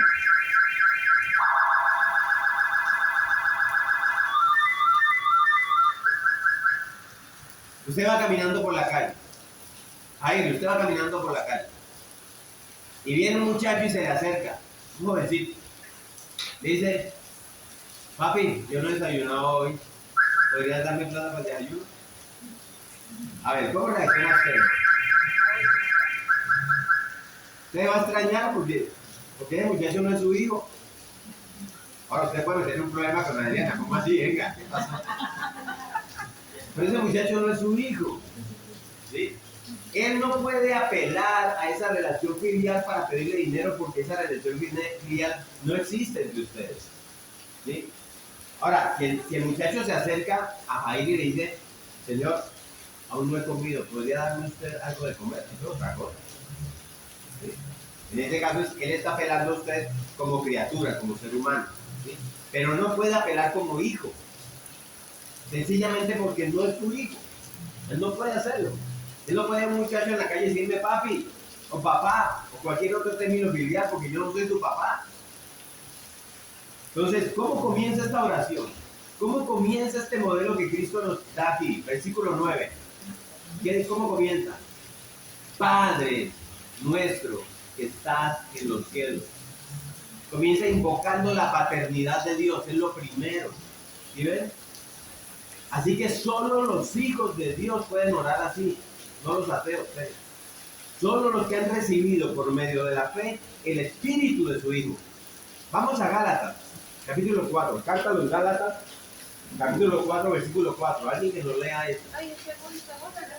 Carta de Pablo a los Gálatas, capítulo 4, versículo 4. Pero cuando vino el cumplimiento del tiempo, Dios envió a su Hijo, nacido de mujer y nacido bajo la ley, para que redimiese a los que estaban bajo la ley, a fin de que recibiésemos la adopción de hijos. A fin de que recibiésemos la adopción de hijos. O sea, aquel que no ha sido adoptado en la familia de Dios no tiene en él el espíritu del Hijo de Dios. Es lo que dice Gálatas. El que no ha sido adoptado. Eso es, Cristo vino a fin de que nosotros fuéramos adoptados. ¿Sí? Así que solo los hijos de Dios pueden orar así. ¿Sí? El que no tiene el espíritu de Dios tampoco tiene derecho a decir Padre nuestro que estás en los cielos. Ahora, yo creo que hay que coger cosas porque en nuestro tiempo puede que nosotros no veamos que otras personas hayan adoptado. Pero yo te pongo un ejemplo. Yo desde siempre estaba destinada para ser hijo, ¿cierto? Y yo ya lo sabía y en su tiempo yo ya era hijo, ¿sí? Pero eventualmente, no sé, en unos 10 años, pues yo realmente aceptar el hijo, ¿sí? Entonces, yo ya era hijo en la eternidad, siempre fui hija porque el tiempo de Dios no es el mismo tiempo que nosotros manejamos. Hay que coger esas cositas porque pronto yo puedo ser como una cristiana de los que busca y ese es mi hijo, ¿verdad? Que lo descubra. Pero ya sería un juicio tuyo. Ya sería un juicio tuyo lanzado sobre una persona. Si una persona viene y ora al Padre Nuestro, yo voy a entrar a decirle, venga, ¿usted ya nació de nuevo o no? Necesito a ver si usted no. Debe quedar claro en mi corazón que solo los hijos de Dios van a... O sea, esa oración solamente va a ser escuchada por Dios si viene de un hijo suyo. Ya queda parte de nosotros determinar y juzgar quién es. Entonces, eso me sirve a mí, es para mí. Para saber yo, Señor, no me apartes de ti. Y saber que eso a mí me tumba al piso. Señor, gracias, porque me hiciste hijo, como dice Gálatas, porque Cristo murió para yo recibir esa adopción. Y ya como la sé que mi oración llega a tu trono, porque soy tu hijo, tú me vas a escuchar. ¿Sí? Pero no vas a salir por allá y decirle, escuchen todos, ¿quién aquí? No, eso es un tema para mí, que me enseña a mí por qué la oración del Padre Nuestro para mí tiene valor y no para el que no es hijo de Dios. ¿Sí? Entonces, a medida que vayamos estudiando este modelo o este bosquejo de oración, nos vamos a ir dando cuenta de las cosas que están allí y que solamente las puede pedir un creyente. Vamos a poner un ejemplo. Padre nuestro que estás en los cielos, mi deseo es que tu nombre sea santificado. ¿Usted cree que un impío pide eso? No lo va a pedir. No lo pide. ¿Sí? Padre nuestro que estás en los cielos, mi deseo primario no es que me des el pan de cada día. Eso es lo que los paganos desean. Dice el capítulo 6 de Mateo. Los paganos buscan todas estas cosas, los paganos tienen como prioridad todas estas cosas. Pero nosotros hemos sido redimidos por la sangre de Cristo y tenemos otra prioridad. ¿Cuál? Nosotros queremos que tu voluntad sea hecha en la tierra como se hace en el cielo. Eso es lo que queremos. Y queremos que tu reino venga. ¿Usted cree que un impío pide eso?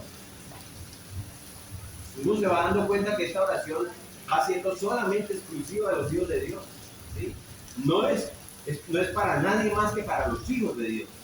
Y esto lo vemos claramente cuando situamos este modelo de oración en el contexto del Sermón del Monte. ¿Sí? Solo pueden orar así los que poseen el carácter que Cristo desglosa en las bienaventuranzas. Los pobres de espíritu, los que lloran por su pecado, los mansos, los que tienen hambre y sed de ¿qué?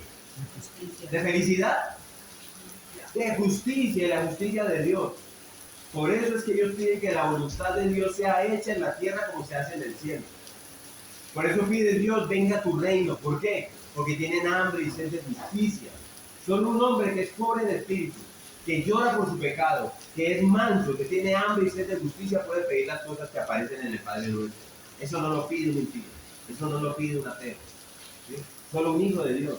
Esas son entonces esas tres presupposiciones fundamentales con las que vamos a construir pues nuestro edificio de oración de Padre Nuestro. En el tiempo que nos queda vamos a enfocarnos en las primeras palabras de este modelo. Padre Nuestro que estás en los cielos. Miren, esto es poderoso. Estas primeras palabras de oración constituyen lo que se llama la invocación de la oración.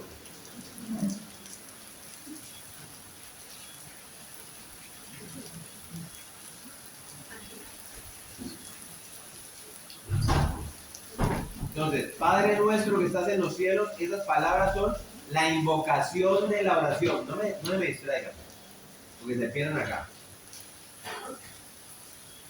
La invocación de la oración. Inmediatamente después de la invocación de la oración, vienen 6 peticiones específicas. Las 3 primeras concernientes al reino de Dios. Santificado sea tu nombre, venga tu reino y hágase tu voluntad. Son 3 peticiones de cristianos a Dios. Y las otras 3 peticiones son concernientes a nuestras necesidades. Danos el pan de cada día, perdona nuestros pecados y líbranos del mal. Entonces las primeras 3 peticiones son concernientes al reino de Dios y al plan de Dios, al plan de Dios. ¿Sí? Y las otras 3 peticiones se enfocan en las necesidades de nosotros como criaturas pecadoras delante de Dios. Entonces vamos a enfocarnos solamente hoy en la primera, que dije que era ¿qué? La invocación de la oración. Padre nuestro que estás en los cielos. Y esas son poquitas palabras, pero esas poquitas palabras hay 3 ideas básicas allí, que tienen que gobernar nuestro pensamiento cuando nos acercamos a Dios en oración. ¿Cuáles son esos pensamientos? Esa idea básica. Primero, obviamente, ya lo dije, la paternidad de Dios, es lo primero. Él es nuestro Padre. Y cuando usted se acerque a Dios en oración, lo primero que debe hacer usted es decirle al Señor quién es Él y cuál es nuestra relación con Él. Una pregunta, pastor. ¿Por qué generalmente cuando estamos en intercesión o en oración o en reunión de oración, nunca se maneja el Padre Nuestro ni lo llevamos a orar en una... Pues lo mismo, Tere, porque Cristo no nos enseñó a que oráramos el Padre Nuestro como el Padre Nuestro, sino que a las palabras, el modelo de oración del Padre Nuestro sea una guía para nuestra vida de oración. Cuando tú dices en oración, Padre, vengo delante de ti, ya le dijiste Padre. No tiene que decir, venga, no, venga. En Mateo 6 uno dice, Padre Nuestro que estás en los cielos. Ese es el error. Cuando tú lo llamas Padre, es lo primero que tú tienes que entender, tu relación con Él. Lo primero que tiene que entender un cristiano, un hijo de Dios es, ¿quién soy yo delante de quien yo llego? Por eso es que muchas veces, miren, oraciones como esta. Chuchito santo. Chuchito, ¿quién es Chuchito? Diosito. ¿Sí? Cuando tú llegues delante de Dios, lo primero que nos está diciendo Cristo es, antes de cualquier cosa, antes, mejor dicho, no te apresures a entrar en la presencia de manera ligera e irreflexiva. Pare, está diciendo Cristo. Deténgase y piense, ¿a quién me voy a dirigir en oración? Porque es lo primero. Tú no puedes hablar con alguien si no lo invocas inicialmente. ¿Sí? Si tú vas a hablar con Olguita, pues dice, Olguita, por lo menos. ¿Sí? Entonces, ¿a quién me voy a dirigir en una oración?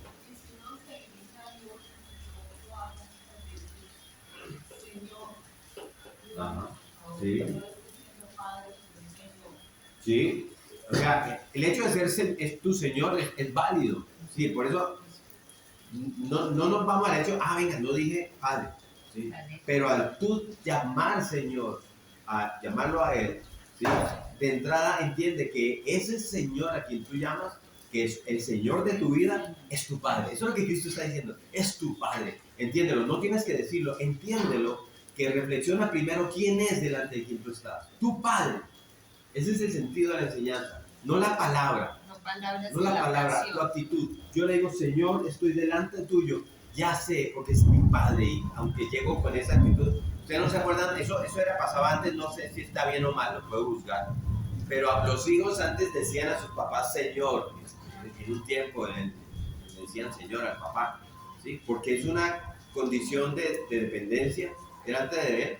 Pero no es que venga, hay que decir Padre y no Señor. ¿Sí? Vamos a ese punto. Es saber, Cristo te está diciendo, para que delante de quién primero estás. Y Él te dice, tu Señor, tu Dios, todo, pero entiende, es tu Padre. Esa es la enseñanza de Cristo. Pero yo sí quiero decir esto, pastor, es que yo sí creo que todo hay que hacer la motivación del corazón. Yo creo que una de las razones, además de las que ha explicado esta noche, ¿cierto?, es porque de alguna manera el pueblo cristiano también nos hemos vuelto, entre comillas, antirreligiosos y a la vez, y eso nos hace religiosos al mismo tiempo. Entonces, si tú me preguntas a mí, digo, yo no debería nada malo si yo con la actitud correcta, entendiendo la oración, yo pueda no recitar, pues orar el Padre Nuestro. Sí.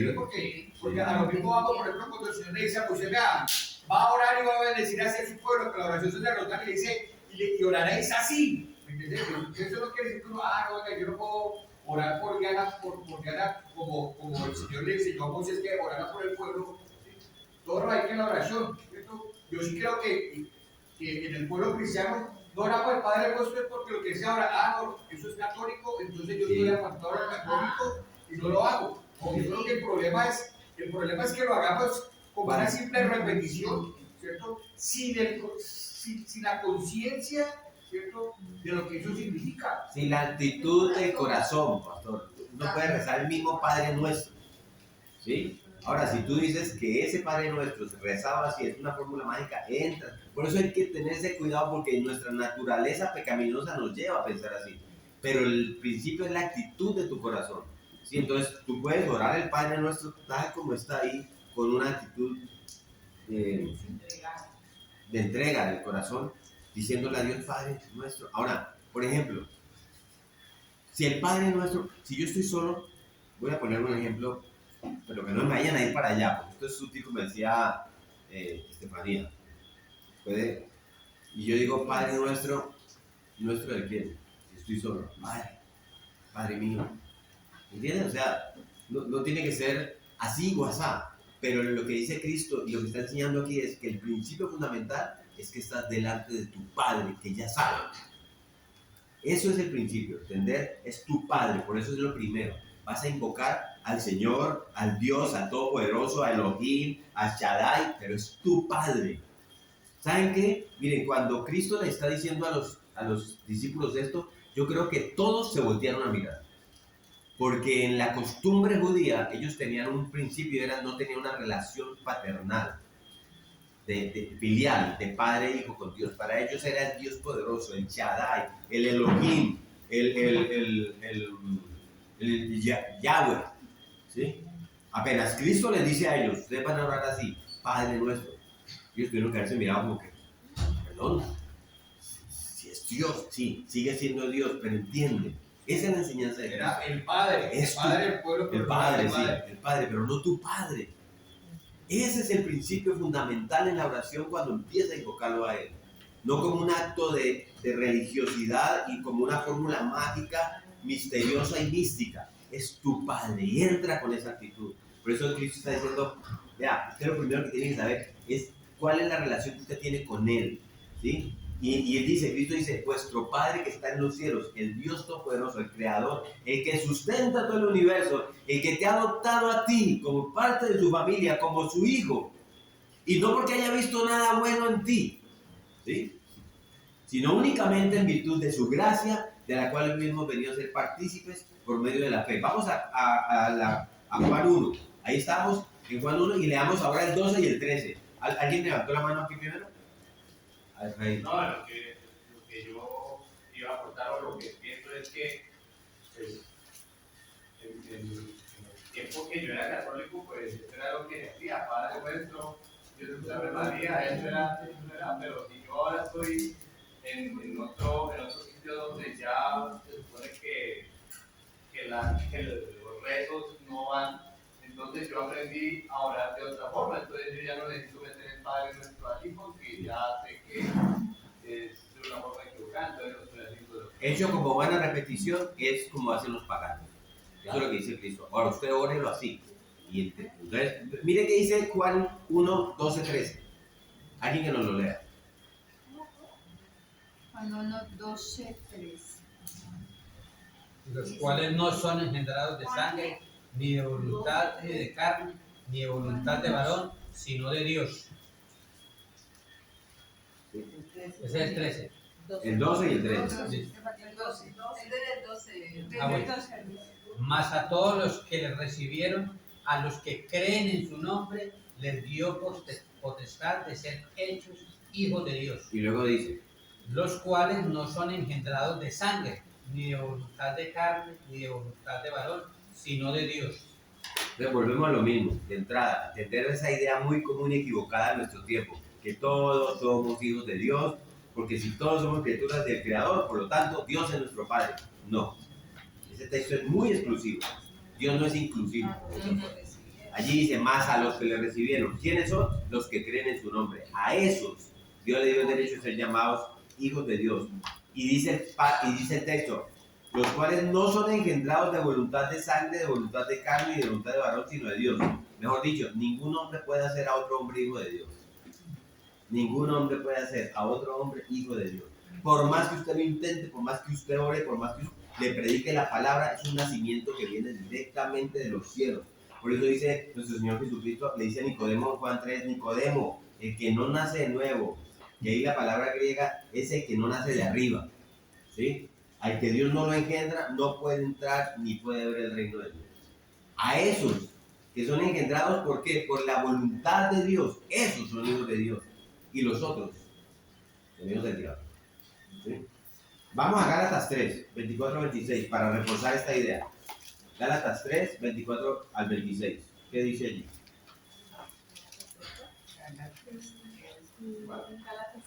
Gálatas capítulo 3, versículos 24 y 26. De manera que la ley ha sido nuestro ayo. Ayo. Ayo es nuestra nodriza, nuestra niñera, la que nos ha llevado por el camino. Para llevarnos a Cristo a fin de que fuésemos justificados por la fe. Pero venida la fe, ya no estamos bajo ayo. Pues todos sois hijos de Dios por la fe en Cristo Jesús. Todos sois hijos de Dios por la fe en Cristo Jesús. ¿Qué dice? Porque todos los que habéis sido bautizados en Cristo, de Cristo estáis revestidos. Ya no hay judío ni griego, ya no hay esclavo ni libre, no hay varón ni mujer, porque todos vosotros sois uno en Cristo Jesús. Aquí dice, ya en 26, ¿no? Dice, todos aquellos que han sido justificados por la fe. Porque por la fe, ¿qué dice? Todos sois hijos de Dios. Y en Efesios 1, 3, 5, ¿qué dice? Efesios 1, 3, 5.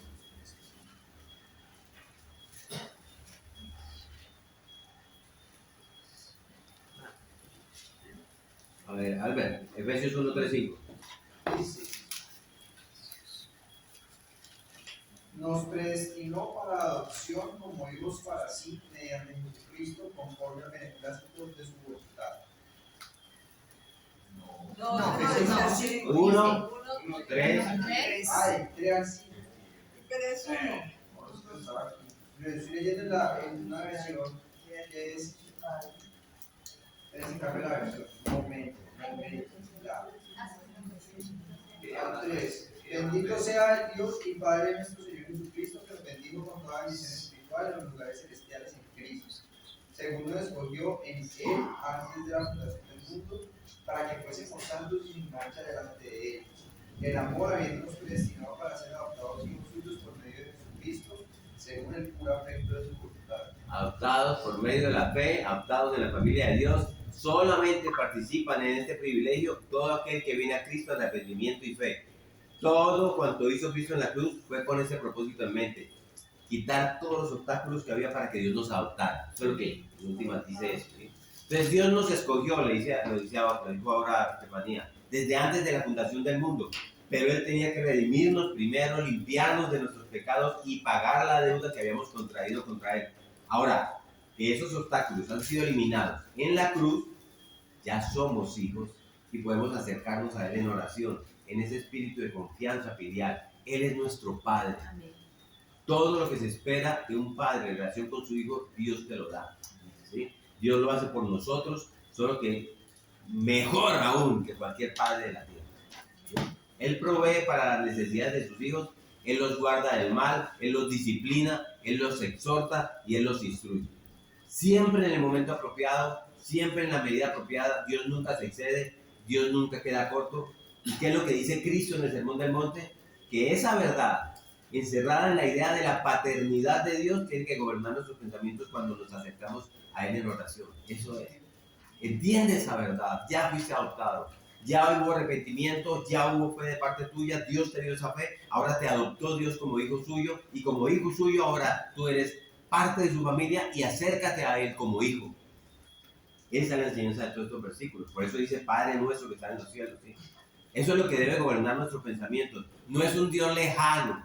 No es un Dios impasible por allá al que nosotros nos dirigimos. A mí me enseñaron eso cuando estaba muchacho, ese Dios que está por allá, en un lugar donde mira a ver si le escucha. Y entonces, ¿qué tengo que hacer? Repítale, repítale, repítale, otra vez, todas sus peticiones. ¿Cómo hacían los profetas falsos de Baal? Los profetas de Baal, ¿se acuerdan? Cuando ¿sí? Que hasta el mediodía eran desde la mañana, respóndenos Baal, respóndenos Baal, respóndenos Baal. Y hasta sería. Sí, y se lastimaban y todo, a ver si ese Dios lejano, ese Dios impasible, misericordia nos escucha. A ver si inclinamos su corazón a nuestro favor. ¿Ustedes se imaginan a Elías ahí viendo? ¿Sí? Y Elías diciendo, tú eres mi padre, Señor. Yo no necesito toda esa brujería. ¿Sí? Un padre que se compadece de sus hijos. Salmo 103, porque Él conoce nuestra condición. Un padre que nunca es tomado por sorpresa por nuestras necesidades. Él no, ni por nuestros pecados. Él sabe. Él no lo coge por sorpresa del pecado.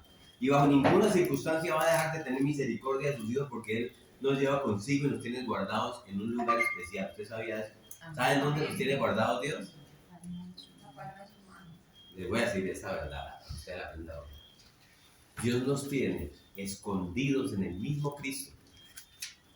¿Sí? Nuestra vida, dice Pablo en Colosenses 3:13. Nuestra vida está escondida con Cristo en Dios. Colosenses. Colosenses 3:3. ¿Saben cuál es el lugar que ocupamos en el corazón de Dios? Hablando claro en un lenguaje figurado. ¿Cuál es el lugar que cada uno de sus hijos ocupa en el corazón de Dios? El mismo lugar que ocupa su Hijo Jesucristo. ¿Usted se puede imaginar? Cristo está llamándonos a eso. ¿Por qué? ¿Por qué decir eso? Porque nosotros estamos en Él, como el arca. ¿Se acuerdan del arca? Súbanse al arca, porque tú estás en Él. Y si estamos en Él, estamos en Dios. Hay momentos, y yo sé que todos los hijos de Dios que están aquí, ¿sí? Han experimentado eso. Yo lo he experimentado, ¿sí? A menos que se haya convertido hace un segundo. Pero hay momentos en que Dios nos disciplina, ¿sí? Y muchas veces en esos momentos nos sentimos desamparados. Y muchas veces como si Dios no nos hubiera desechado, nos llegamos a pensar, ¿sí? Hay momentos en que están tan negras las nubes que por ningún lado como que vemos el rostro de Dios. ¿Sí? Como el salmista, ¿no? Señor, ¿dónde estás tú?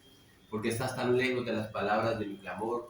Dios mío, ¿por qué te escondes de mí? Hay momentos en que nosotros pareciéramos no ver a Dios y nos sentimos como si Dios nos hubiera desechado. Pero eso es un sentimiento. ¿Sí? Eso es un sentimiento. Dios no puede desamparar a ninguno de sus hijos. Nunca. Porque lo dice la Biblia. No, miren, ¿saben por qué? Porque eso significaría desamparar otra vez a Cristo. ¿Por qué? Porque estamos en Él. Estamos en Cristo. Cristo estando en la cruz fue desamparado una vez, cuando cargó nuestros pecados y gritó, Dios mío, ¿por qué me has desamparado? ¿Sí? Y esa terrible escena ya nunca se va a volver a repetir. Nunca. Él ahora está a la diestra de Dios Padre. ¿Y qué dice la Biblia? Que nosotros estamos junto con Él. Amén. Sentados en lugares celestiales. Si usted lo puede leer en Efesios 4, del 4 al 6. Y vamos a pasar por ahí. Nuestra vida está escondida en Él. Es importante que asimilemos esa verdad, muchachos. Hijos de Dios. Nuestra vida está escondida en Él. ¿Sí? ¿Saben por qué? Porque eso trae mucha sanidad emocional. No sé si usted hoy llega a su casa y piensa, Señor, estoy escondido en Cristo, y por estar escondido en Cristo, Dios me tiene en un lugar especial, como Padre. Eso trae sanidad emocional, eso trae sanidad espiritual, incluso trae sanidad mental. Amén. La gente que se pierde y que se enloquece y que llega al suicidio, porque primero, si no son hijos de Dios, pues están perdidos. Pero si llegan a ser hijos de Dios, es que no han entendido hasta dónde pueden ser sanados emocional, espiritual y mentalmente, entendiendo en dónde están delante de Dios. ¿Y quién es Dios con ellos? Somos hijos de Dios. Amén. ¿En virtud de qué? De la relación que tenemos con su Hijo. ¿Sí? De las posibilidades de que hay de que Dios se olvide de algún creyente son las mismas posibilidades que hay de que Dios se olvide de Cristo. Y eso nunca va a pasar. Son las mismas posibilidades. Tan posible o tan imposible una cosa como la otra. ¿Sí? Miren qué le pregunta Dios a su pueblo en Isaías 49:15. Vamos a Isaías 49:15. ¿Qué le pregunta Dios a su pueblo? Alguien que no lo lea.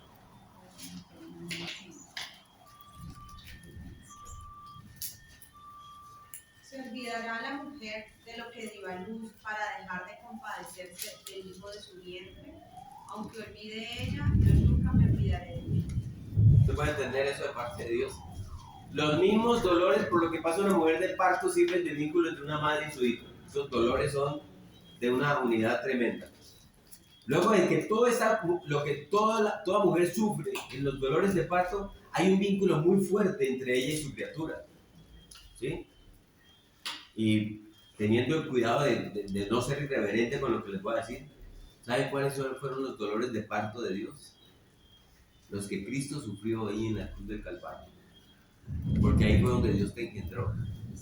Te engendró de nuevo, te engendró del cielo. Y sus dolores de parto fueron los dolores que Cristo sufrió en la cruz del Calvario. Y en Isaías 53:11 dice que nosotros somos el fruto de la aflicción del alma de Cristo. ¿Sí? Entonces se olvidará la mujer de lo que dio a luz. Aunque ella olvidare, yo nunca me olvidaré de ti, le dice Dios a su hijo. Amén. A cualquiera de sus hijos. Entonces, hermanos, cada vez que vayamos a entrar en la presencia de Dios, en nuestras oraciones privadas, no entremos irreflexivamente. ¿Sí? Debemos, como Cristo nos está diciendo, vea, deténgase, piense delante de quién viene usted a presentar sus peticiones, sus acciones de gracia, sus confesiones de pecado, sus sufrimientos, sus angustias, sus dolores. Dice Cristo, cuando vengas a orar, antes de pedir, comienza diciendo, Padre nuestro que estás en los cielos. Piensa primero, reflexiona delante de quién estás, delante del Padre Celestial. Y lo que leíamos ahora en Mateo 7, del 7 al 11, que aún los padres malos saben dar buenas dádivas a sus hijos, ¿cuánto vuestro Padre que está en los cielos dará buenas cosas a los que le pidan? Nuestro Padre Celestial es infinitamente distinto a los padres terrenales. Muchos creyentes tienen problemas en su relación con Dios, vamos terminando aquí, porque no entienden eso.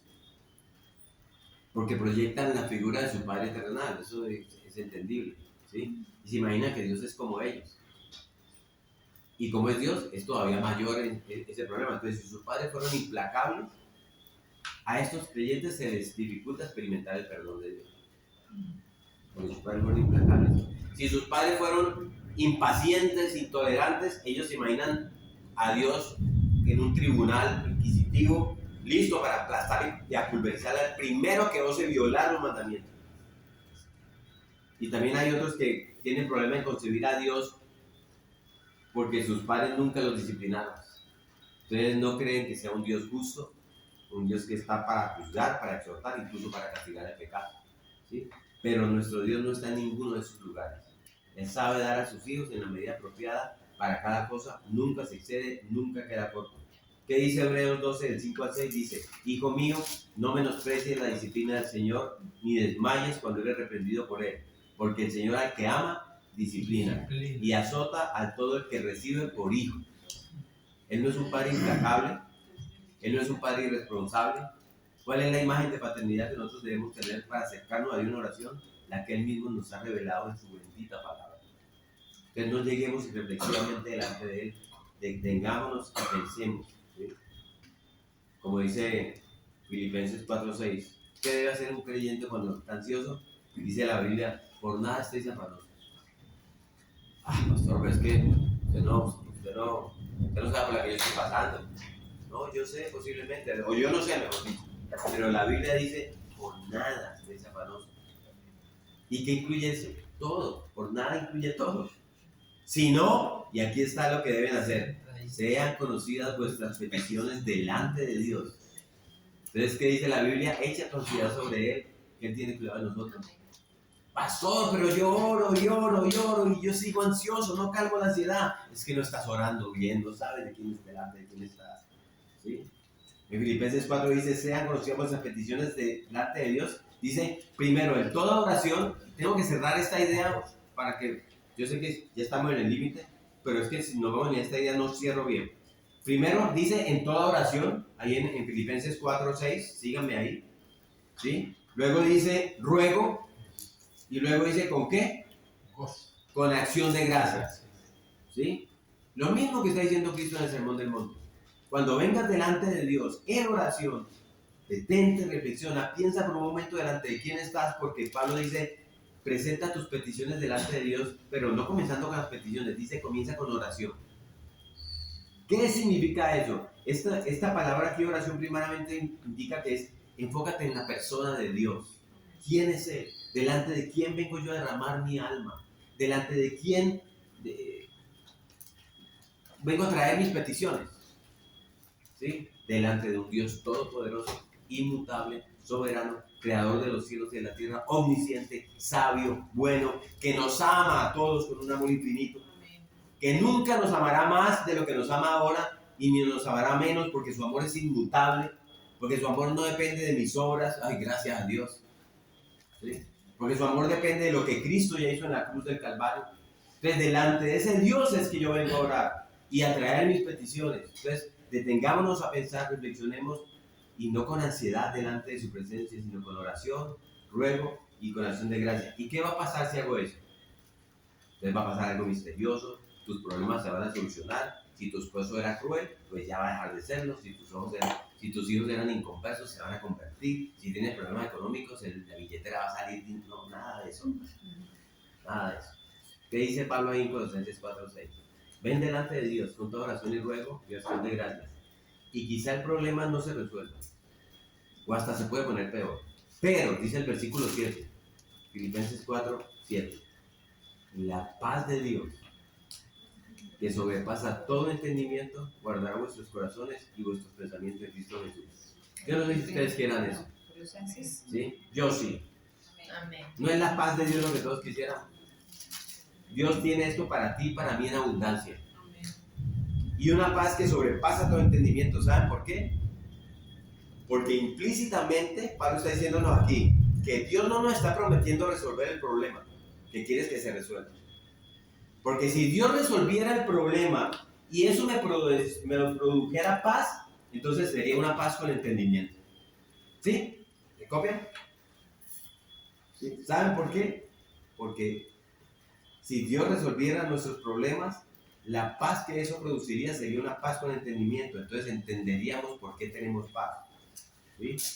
¿O quién no tendría paz pues si su cónyuge ahora dejó de ser así de duro y ahora es todo un amor? ¿O quién no le llega a paz cuando le resuelvan los problemas económicos? Pero Pablo dice, no, Dios promete una paz que sobrepasa todo entendimiento porque nadie va a entender. Nadie puede entender y te van a ver cómo es posible que estés metido en medio de ese horno de aflicción tan ardiente y así tengas paz. Eso es una paz que sobrepasa todo entendimiento y esa es la paz de Dios. ¿Sí? Eso ni el impío, ni el incrédulo, ni el ateo lo puede entender. Esa paz guardará tu corazón, dice Pablo, y guardará tus pensamientos en Cristo Jesús. Entonces Dios va a guardar tu corazón, tus pensamientos, porque Él desea que sus hijos se acerquen a Él con esa confianza filial. ¿Sí? Y bueno, ya ahí paramos, porque queda un pedacito, pero llegamos al punto ahí. Entonces, lo que, bueno, que hay una parte adicional, bueno, la hablamos después. Vamos a orar. Amado Padre nuestro, Señor Dios, tú que estás en el cielo, Señor, gracias por habernos incluido en ese pacto que hiciste con tu Hijo. Gracias, Señor, por ese pacto que tú hiciste allá en la eternidad con tu Hijo y por habernos llamado al arrepentimiento y por haber pagado el precio de nuestra salvación, Señor, de nuestra redención. Ahora te pedimos, Padre nuestro, que abra nuestros corazones, Señor, que abra nuestras mentes para que podamos atesorar estas verdades referentes a tu paternidad, Señor, en medio de todas estas aflicciones presentes y en medio de todas estas pruebas y dificultades que pueden estar viniendo sobre nosotros, Señor. Ayúdanos a recordar que tú eres nuestro Padre, Señor. Ayúdanos, Señor, para que podamos traer nuestras cargas, ansiedades delante de ti, sabiendo que tú tienes cuidado de nosotros. Bendícenos, Señor. Consuela el corazón de los hermanos que en nuestra iglesia por alguna razón pueden estar en aflicción. Háblales, Dios. Háblale a su corazón, Señor. Que tu Santo Espíritu aplique esta palabra, Señor, a los corazones de todos ellos. Que eso sea como un bálsamo para ellos, Señor. Bendícenos, llévanos con bien a nuestras casas, pero con un espíritu preparado para recordar que la sangre de nuestro Señor Jesucristo que derramó para que hoy nosotros podamos decir, Padre nuestro, que estás en los cielos. Es en Él que te pedimos estas cosas. Amén. Amén. Amén. Gracias. Una última cosita, muchachos. Mi consejo es que todo lo que tenga que ver con la palabra tiene que ser como lo que decimos en las reuniones de parejas. Esto es para usted. El Señor lo que quiere, ¿cierto?, es que cada uno de nosotros tengamos una mejor relación con Él como nuestro Padre. Porque yo quiero decirle, mañana que salgamos a la oficina, mañana que vamos al trabajo, o mañana que estemos en la universidad, probablemente usted va a encontrar a alguno, ¿sí? Usted sabe que su vida no es Muchas virtudes. ¿sí?, de muchas virtudes, pero lo orando el Padre nuestro.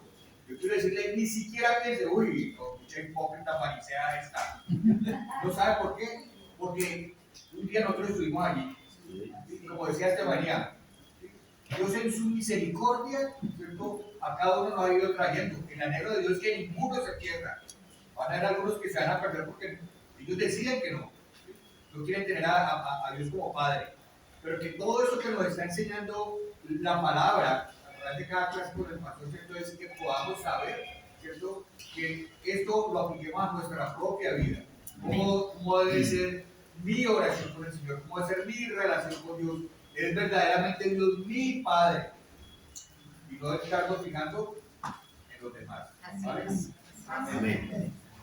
Amén.